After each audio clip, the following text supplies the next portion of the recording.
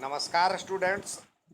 मैं अमरनाथ झा आपके समक्ष कक्षा 9वीं का गणित का वर्कशीट संख्या 35 लेकर के उपस्थित हुई है। दिनांक 29 सितंबर 2021 के लिए हमारा टॉपिक है हेरोन सूत्र। बच्चों, इससे पहले वाले वर्कशीट में हम त्रिभुजों के क्षेत्रफल को समझ लिए थे। त्रिभुजों की समझ हमें आती है। हम बच्चों हम आप जानते हैं कि त्रिभुज का क्षेत्रफल ज्ञात करने के लिए हम त्रिभुज का क्षेत्रफल बराबर में 1/2 आधार गुने ऊंचाई या लंब का प्रयोग करते हैं। यह सूत्र उस स्थिति में सहायक नहीं होता जब त्रिभुज की ऊंचाई सरलता से ज्ञात न हो। जहां सरलता से ज्ञात हो जाए वहां के लिए तो 1/2 आधार गुने ऊंचाई ठीक है। समद्विबाहु त्रिभुज के लिए भी, समबाहु त्रिभुज के लिए भी और समकोण त्रिभुज के लिए भी हमने निकाल लिया था। लेकिन जब विषमबाहु त्रिभुज, ये अलग अलग प्रकार से त्रिभुज हो, तो वहां पे इसको निकालना मुश्किल हो जाता है, लंब निकालना। तो ऐसी स्थिति में यदि हमें त्रिभुज की भुजाओं की लंबाई ज्ञात हो तो हम हीरोन सूत्र की सहायता से उस त्रिभुज का क्षेत्रफल ज्ञात कर सकते हैं। आइए हीरोन सूत्र के बारे में पढ़ें। ये दिया हुआ, मान लीजिए एबीसी त्रिभुज एबीसी का क्षेत्रफल ज्ञात करना है, जहां ये एक भुजा ए, एक भुजा बी, एक भुजा सी, ये तीनों दिया हुआ है। तो तीनों भुजा की लंबाई दिया हुआ है। तो सबसे पहले त्रिभुज का अर्ध परिमाप यानी परिमाप तो ए प्लस बी प्लस सी हो गया, तीनों भुजाओं का जोड़ बटे 2 अर्ध परिमाप कहलाता है। ये त्रिभुज का अर्ध परिमाप निकालेंगे जिसका एस नाम होता है। अब हेरोन के सूत्र के अनुसार जो फॉर्मूला होता है, त्रिभुज एबीसी का क्षेत्रफल रूट के under s into s minus a, s minus b, s minus c. यानी फिर से देखिए, त्रिभुज का क्षेत्रफल होगा s into s minus a, तीनों भुजाओं को बारी बारी से एस से घटाएंगे, एस माइनस बी और एस माइनस सी, ये क्षेत्रफल होगा। जहां पे एस जो होगा अर्ध परिमाप यानी a plus b plus c by 2 लिखा हो, मतलब होता है। उसी का यूज करते हुए आइए हम सवाल को हल करने का प्रयास करें। पहला सवाल है, त्रिभुज पी क्यू आर का क्षेत्रफल ज्ञात करते हैं। यहाँ पे अलग अलग भुजा दिया हुआ है। ये दिया हुआ है 12 सेंटीमीटर, ये 14 सेंटीमीटर, और ये 13 दिया हुआ 13 सेंटीमीटर, ये 14 सेंटीमीटर और ये 15 सेंटीमीटर। तो हमने लिख दिया। तो एस बराबर में क्या होगा, तीनों का जोड़ 13 प्लस 14 प्लस 15, 13 प्लस 14 प्लस 15 को जोड़ते हैं तो ये होता है 42/2 यानी 21 सेंटीमीटर आ गया। त्रिभुज का क्षेत्रफल क्या होगा, एस इंटू यानी S into s minus a, s minus b और एस माइनस सी, ये होता है त्रिभुज का क्षेत्रफल। तो यहाँ पे s के बदले 21 दिया हुआ है। 21 माइनस 13, 21 माइनस 14 और 21 माइनस 15, जिसको घटाएंगे तो 21 तो रह ही जाएगा, और 21 में से 13 गया तो 8, 21 में से 14 गया तो 7 और 21 में से 15 गया तो 6। अब इसका यहाँ पे थोड़ा सा ध्यान दें। देखिए, यहाँ दिया हुआ है 21, 21 गुने 8 गुने 7 गुने 6। तो हम क्या करेंगे, इसका अभाज्य गुणनखंड कर लेंगे तो ये आसानी से निकल जाएगा, 7 गुने 3।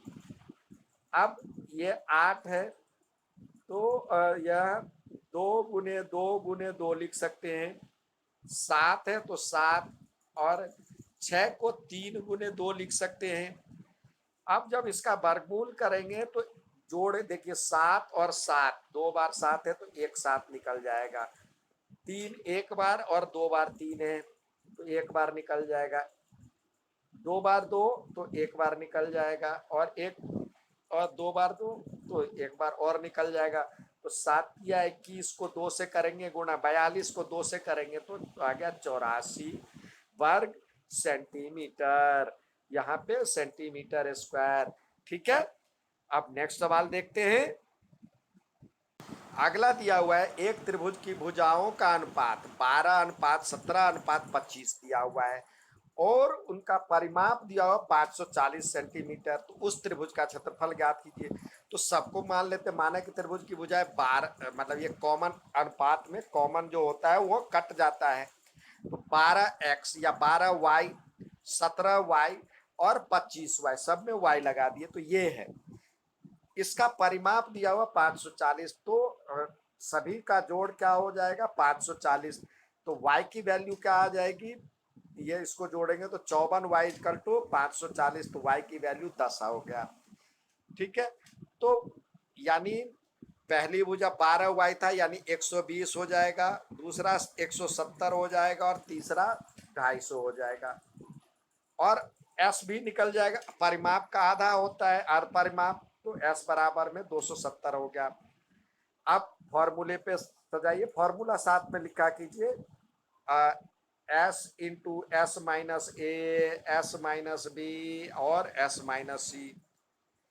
270 है s का वैल्यू, 270 में से 120 गया, 270 में से 170 गया, 270 में से 250 गया, तो 270 गुने 150 गुने 100 गुने 20। अब देखिए जितनी जीरो का वो निकाल लीजिए, यानी यहाँ पे देखिए आवाज गुणनखंड नहीं कर पाएंगे, तो 270 है, फिर 150 है और 100 है और 20 है।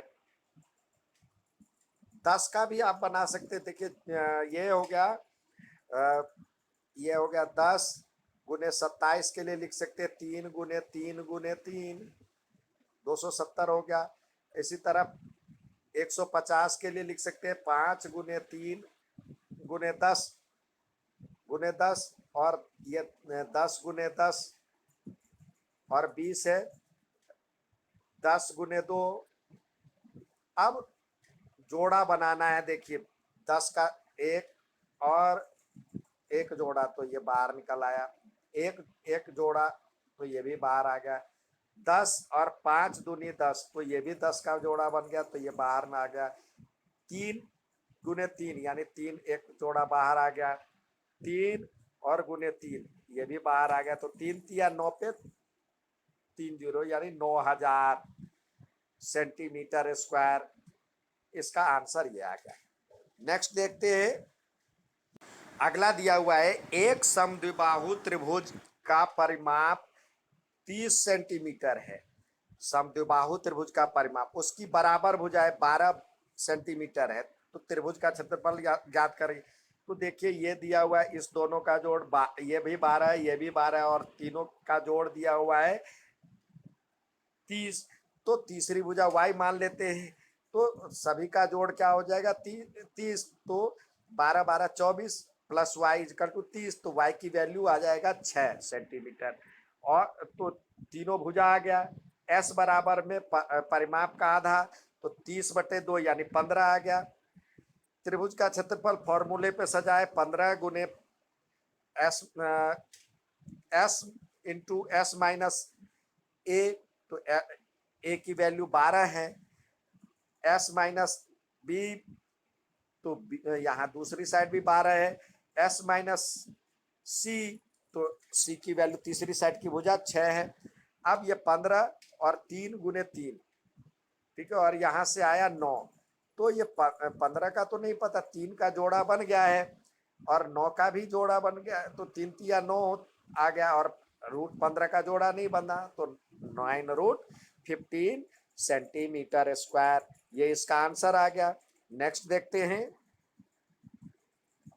पहला सवाल दिया है नीचे दी गई त्रिभुजों का क्षेत्रफल ज्ञात करना है, तो ये तीनों भुजा दिया हुआ है आपके पास, तो s की वैल्यू क्या हो जाएगा, s बराबर में तीनों भुजाओं का जोड़ 11 + 8 + 13/2, ठीक है। तो 8 11 8 19 और 19 में से 19 में 13 जोड़ेंगे तो हो जाएगा 32, 32/2 यानी 16 हो जाएगा। एस की वैल्यू आ गया, तो त्रिभुज का क्षेत्रफल क्या होगा? त्रिभुज का क्षेत्रफल हो जाएगा, या त्रिभुज एबीसी दिया हुआ है, एबीसी त्रिभुज का क्षेत्रफल s s into s minus a, s minus b और एस माइनस सी। यहाँ पे एस की वैल्यू है 16, 16 माइनस ए की वैल्यू आपके पास 11 है, 16 माइनस 8 और 16 माइनस 13, इसको सॉल्व करेंगे तो ये आ जाएगा 16 गुने 11, 5 16 होता है, 5 ये 8 और ये 13 3 16। इसको सॉल्व करेंगे तो ये देखिए इसका तो 4 आ जाता है वर्गमूल, और ये 8 में क्या आएगा?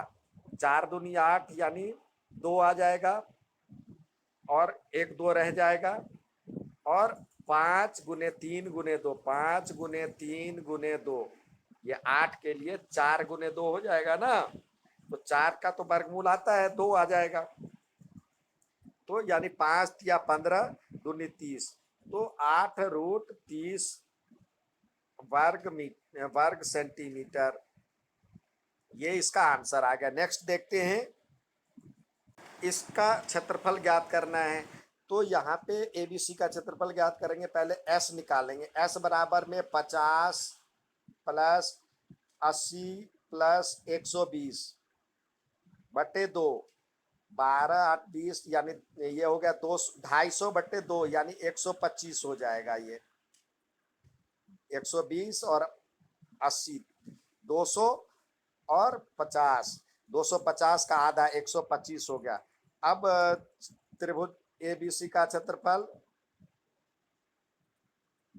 जो हो जाएगा 125 और 125 माइनस 50, एस माइनस ए, फिर एस माइनस यानी 150, 125 में से 80 गया, फिर 125 में से 120 गया, 120 तो आप इसको देखेंगे तो 125 और ये हो जाएगा 75, ये हो जाएगा 125 में 80 में से 25 घटाएंगे तो 45, और 125 में से 80 घटाएंगे तो 45, और ये बचेगा 5। अब इसको सॉल्व करते हैं तो 125 लिखेंगे, 25 यानी 5 गुने 5 गुने 5 लिख सकते हैं, और ये 5 गुने 5 गुने 5 भी 5 तिया 15, 5 पचे 25 तिया 75, ये हो गया। 45 लिखेंगे, 3 गुने 3 गुने 3 गुने 3 गुने 5, और ये गुने 5, तो ये जोड़ा बन गया 5 निकल आया, ये भी जोड़ा बन गया 5 आ गया। ठीक है, अब ये 5 और एक ये 5 बचा, 5। अब देखिए 3 का जोड़ा बन गया, 3 आ गया, इधर से बचा एक 3 और ये 5, तो √15 यानी 5 पचे 25, पचे 125 को 3 से करेंगे, 125 को 3 से करेंगे तो 375 आ गया, 375√15 आएगा ये वर्ग सेंटीमीटर।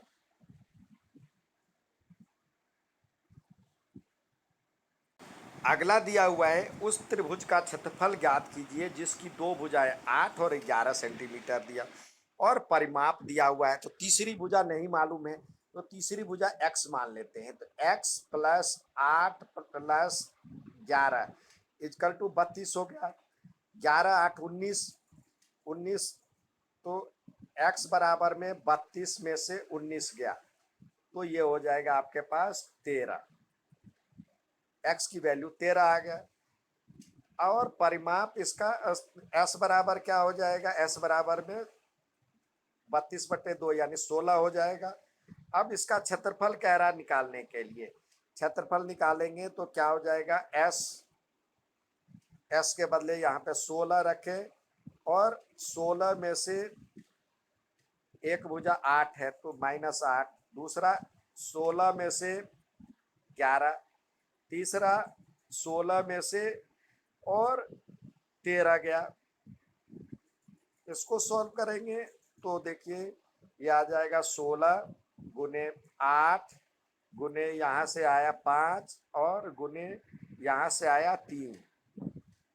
अब 16 में से 16 का वर्गमूल होता है 4 और 8 का 8 में होगा 4 गुने 2 होता है तो 4 का वर्गमूल 2 और इधर से बचा 1 2, इधर से 5 और ये 3, यानी 8√5 दूनी 10 या 30 वर्ग सेंटीमीटर।